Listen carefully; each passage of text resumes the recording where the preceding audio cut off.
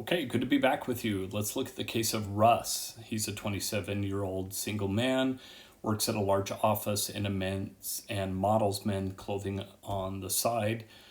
He's concerned about his weight and figure, which is something right off the bat clinically that we can see that this kind of may be some sort of body image issue that we're going to be working with. So especially, again, the key words is very concerned. So particularly weight and figure. During the summer months, spends most of his free time at the beach with his buddies. In the winter, he goes to a tanning salon near his health club to preserve the tan. Russ constantly fasts and exercises throughout the year to maintain his weight. So there's another behavior that as clinicians we should be paying attention to, this idea of constantly fasting and exercising with the idea to maintain his weight. Now, that really isn't necessarily a bad thing as long as it's not excessive or done for particular reasons to the point where it's impacting his health. So I think people trying to maintain their weight throughout the year, that's, probably pretty typical. We need to see how this plays out, though, with regard to its impact on his mental health and his life in general. So it says, however, for the last year, he's had a secret problem, which is kind of intriguing, right? Gets us on the hook. The secret problem. So it looks like 2 to 3 times a week he engages in binge eating. So there we have a specific kind of behavior and clinical criteria being met. We have a time period of 2 to 3 times a week. So that's something that we'll want to kind of write down, 2 to 3 times a week. And we're talking specifically binge eating. Okay, so that's good to know. And then it says usually these episodes occur in a restaurant that serves a buffet dinner. Because he is a man, no one notices his frequent trips to the buffet where he piles food on his plate, which is kind of an interesting cultural perspective. After several trips to the buffet, Russ's stomach begins to hurt and he feels bloated. Which this, although in some ways you kind of read that sentence and go on, cruise on by it, this actually is really important that Russ's stomach begins to hurt and he feels bloated. So he's to this point where he's eating excessively. If you're eating to the point that your stomach hurts and you're bloated, this is a problem. You should probably know when you're starting to get full and then stop. But if you're eating to the point of it hurting and to the point of bloatedness, you should probably kind of consider that somewhat of an issue. So he goes into the bathroom and makes himself vomit by sticking his finger down his throat. So we have a behavior here where he's self-inducing vomiting, okay, in the bathroom at the restaurant, which again, really kind of a bold statement there, behavior. The reason he does that then in the restaurant itself, it's one thing to, I guess, you go home after your stomach hurts, but he does that so that he feels less bloated, so that he returns to make several more trips to the buffet. So here we have multiple things going on. So he eats until his stomach hurts and feels bloated. Then he makes himself vomit. And then after he vomits and feels less bloated, he returns to his eating behavior. So here we have kind of multiple criteria. We have the binging portion of eating in excess. Then we have the purging portion, and then we have going back to binging. After the binging, Russ feels depressed and guilty, so that's certainly something that we would take into account clinically, as now we are certainly, this is impacting his mental health, impacting his depression, or causing a sense of depression and guilt. Tries to compensate for the binge eating by excessive exercise. So we see that we also see that there's kind of this behavior to, in his mind, although he's purging and kind of, getting rid of or purging that food that he just ate, the thought of him eating and binging causes him to then excessively exercise to, I guess, burn off whatever he feels is left. During work, he runs up and down several flights of stairs in the office building to burn the extra calories. So again, it's this idea that he's the thought of binging is even feeding into this idea that he's got to work that off by excessively exercising and doing physical activity to burn that off. Several of his co-workers have admired his slim figure, which in other examples you kind of look at this as certainly positive reinforcement, although they really have no clue. They're probably saying this genuinely. But for him, there is this positive reinforcement of praise that, wow, you look great, you got a slim figure. They ask how he keeps his weight down, and Rush usually answers, I'm careful about what and how much I eat. So that's kind of an interesting little way to finish this scenario, is this idea that he kind of obviously is covering it up. Whether or not that indicates denial, I think he's just socially knows that he not going to come out and say, yeah, I'm kind of bulimic or I binge and purge.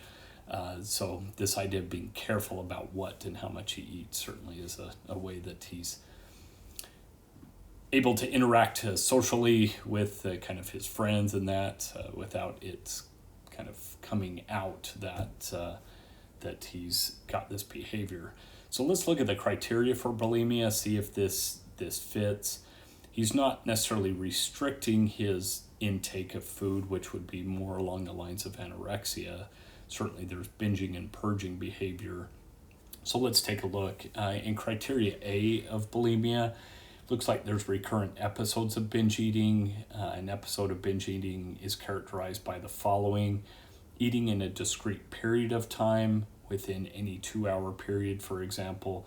The amount of food is definitely larger than what most individuals would eat in a similar period, and a sense of lack of control over eating during the period. Kind of feeling that one cannot stop eating or control how much one is eating. So, certainly he goes 2 or 3 times a week to engage in binge eating, and then you see that he goes in the restroom, he induces and purges, and then goes back. So I would say there is kind of this lack of control. He's doing this and returning to the behavior. So I would say that criteria A, both 1 of 2, has been met. Now B is recurrent inappropriate compensatory behaviors in order to prevent weight loss, such as self-induced vomiting, misuse of laxative, diuretics. So we have the self-induced vomiting going on. So criteria B certainly has been met. The binge eating and inappropriate behaviors both occur on average at least once a week for 3 months. So we find that it's 2 to 3 times a week at this point. I'm trying to see here how long this has been going on. It says that he constantly fasts and exercises throughout the year. There we go. So let me highlight that. For the last year, there we go. I'd missed that originally, so good. I'm glad I came back to that. So in C, criteria C, this has to have gone on for 3 months, this inappropriate kind of compensatory behavior of binging and purging. So we have for the last year 2 to 3 times a week, so certainly he meets that. Criteria D, self-evaluation is unduly influenced by body shape and weight. So we have that kind of throughout this scenario where he's concerned about his shape, he's concerned about his weight, even to the point where excessive exercise and excessive activity is done to burn off the extra calories. And then finally, the disturbance does not occur exclusively during episodes of anorexia nervosa, which, again, in this case, there's no specific restriction, and he's restricting his food. There's the binging and purging behavior is pretty continuous. As far as this severity, the To the specifier. A mild specifier would say that there's 1 to 3 episodes of the binging and purging behaviors per week. And it looks like he's 2 to 3 times a week. So that is, looks like we're on, and it looks like we're on the mild end at this point because of that specific number. So I'll just kind of highlight that. So 2 to 3 times a week of binge eating. So we're looking at least at this point of a mild kind of binge eating or inappropriate compensatory behaviors per week. That's what I'm picking up. I'm trying to look and see if there's anything else that would indicate worse. Or anything different that would make the severity. It does say excessive exercise and fasting as other behaviors that we need to look at as part of this. So it also looks like excessive exercise, running up and down as he works. So actually, you know what? You could probably, given that he's doing the exercise and excessive exercise as well as fasting behaviors, I'm gonna go ahead and erase mild and probably put it more in the moderate range at this point, just because of not only the binging and purging, but there is that criteria of the excessive exercise and fasting in addition to the vomiting behavior. So I'm going to bump that up to probably moderate. And let's go ahead and look at the diagnosis then. So the overall diagnosis that I'd be giving this particular individual would be bulimia nervosa, and the DSM code is F50.2. And that, we have other comorbid disorders, certainly looking at depression, that's certainly important with him. I obviously referring him to a medical provider to make sure physically things are okay and that he checks out or at least is monitored by a physician or some sort of medical provider would certainly be appropriate. And once again, as a clinician, you'll make the clinical judgment whether or not you feel you have the sufficient training to work with eating disorders and being able to do that.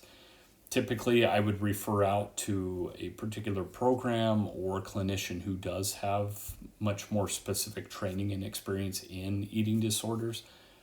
And certainly this, I would say, would be appropriate at this point. He's got feelings of depression and guilt as well. So likely there's probably some sort of underlying diagnosis of depression going on, although we don't have enough information for a specific diagnosis, but certainly we should be looking at depression as well as kind of just the common kind of undercurrent of anxiety that goes along with this concern about his body image and weight.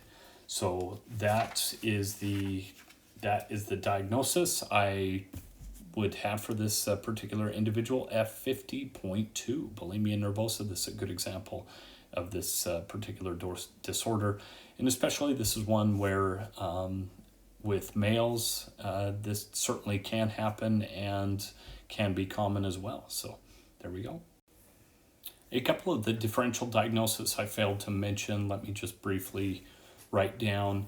So bulimia nervosa, there's also a binge eating disorder that would want to be ruled out. Now, the difference between bulimia and a binge eating disorder is the fact that in a binge eating disorder, there is no compensatory behaviors, essentially the self-induced vomiting or the excessive exercise, laxatives, diuretic. So in this case, binge eating disorder would not be appropriate here because of the behaviors he does to compensate for the purging, or for the binging. He does the purging and the other compensatory behaviors to get rid of the weight. Looks like there's other neurological considerations, such as the Klein-Levin syndrome, that you would want to refer to a medical provider for that, as well as major depressive disorder, atypical features. Again, we don't have a whole lot of background as far as depression or to indicate that the depression is the leading factor in this behavior. That's why I still feel the bulimia nervosa is the proper diagnosis. However, you will want to consider this depression and anxiety as part of the treatment. And then finally, borderline personality disorder. Certainly, if both of the criteria are met, if a person does have borderline personality as well as bulimia, or has met the criteria for bulimia, both can be diagnosed. In this case, we have kind of no indication of there being borderline traits at this point, so that I would also rule out. So just wanted to clarify before the end of this video some of the differential diagnoses that would need to be ruled out. And again, we circle back around that bulimia nervosa certainly would be the most appropriate diagnosis.